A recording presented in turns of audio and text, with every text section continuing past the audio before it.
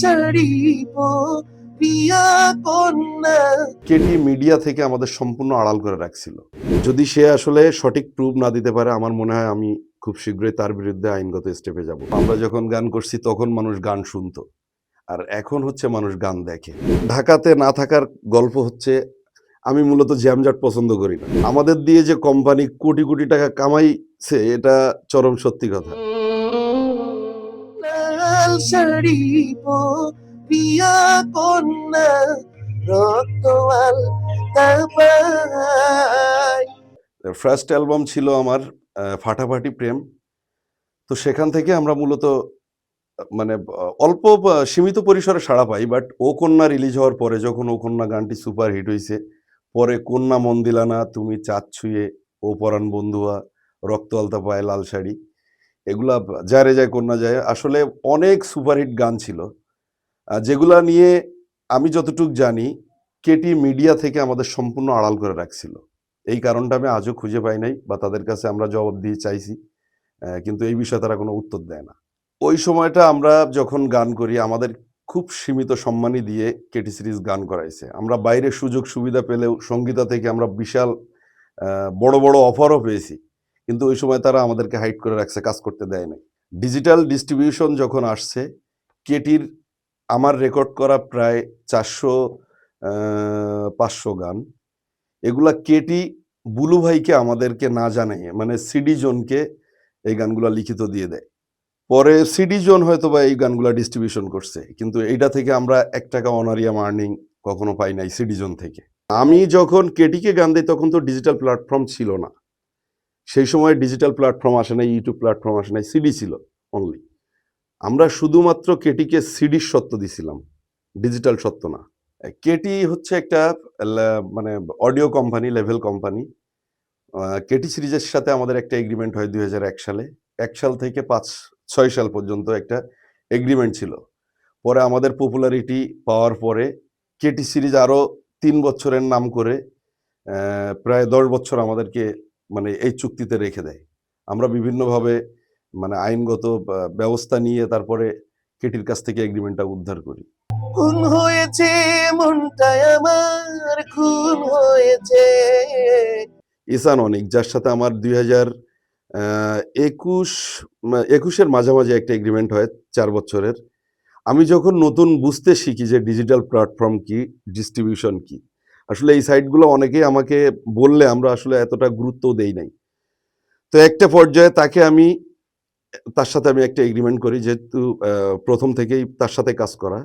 4-5টা গান আমি তাকে দিছি ডিস্ট্রিবিউশন করার জন্য। যখন ভালো আউটপুট পেয়েছি তখন আরো 4টা গান দিছি তাকে। এইভাবে আমার নতুন গান তাকে 13-14টা দেয়া হয়েছে। পরে সে যখন বুঝতে পারে যে এই জিনিসটা আমি আসলে অতটা অ্যাডভান্স না, এই জিনিসটা কম বুঝি, তখন সে বিভিন্ন মাধ্যমে আমার পুরাতন গানগুলো সে নিজের নামে ডিস্ট্রিবিউশন করে রাখছে। তার কাছে একের পর এক ফোন দিতে থাকি, বিভিন্ন মাধ্যমে যোগাযোগ করার চেষ্টা করে থাকি, তার কোনো রেসপন্স পাই না। তবে লাস্ট তাকে একটা ওয়ার্নিং দেওয়া হয়েছে, তুমি দ্রুত যোগাযোগ করে গানগুলো টেক ডাউন দাও আর আমাকে একটা হিসাব কিতাব দাও। সেটাও এখনো পাই নাই, আমরা ওই অ্যান্সারের অপেক্ষায় আছি। যদি সে আসলে সঠিক প্রুফ না দিতে পারে, আমার মনে হয় আমি খুব শীঘ্রই তার বিরুদ্ধে আইনগত স্টেপে যাব।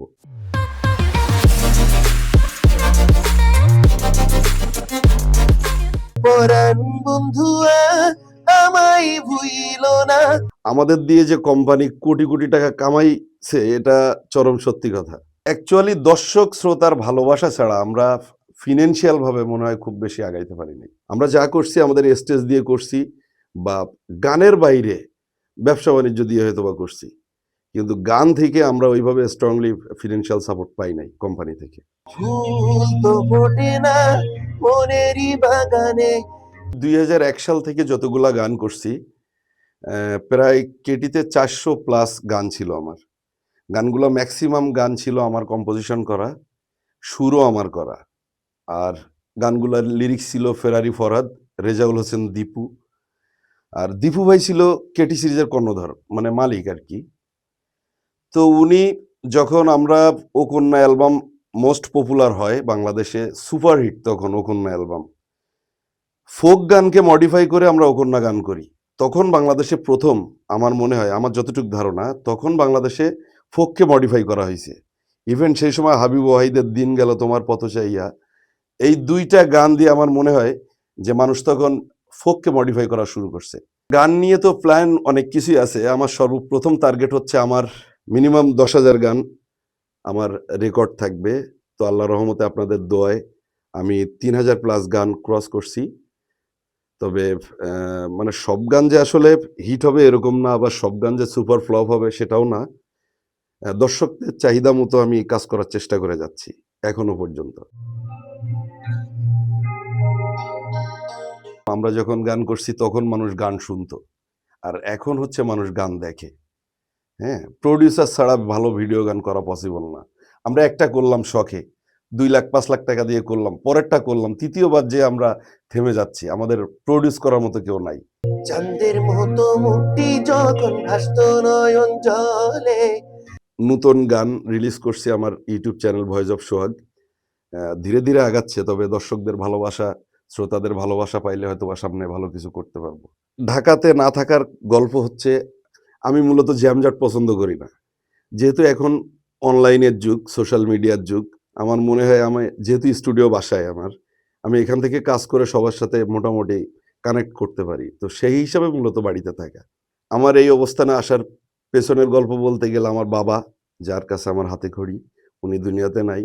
আমার মা, আমার মামার বাড়ির সমস্ত ফ্যামিলি, আমার মামি, আমার মামারা, মানে সবার সাপোর্টে আমি আজকে এই জায়গায় আসছি। ইভেন সেই সময় থেকে এখনো পর্যন্ত তাদের ফুল সাপোর্ট আমি পাই।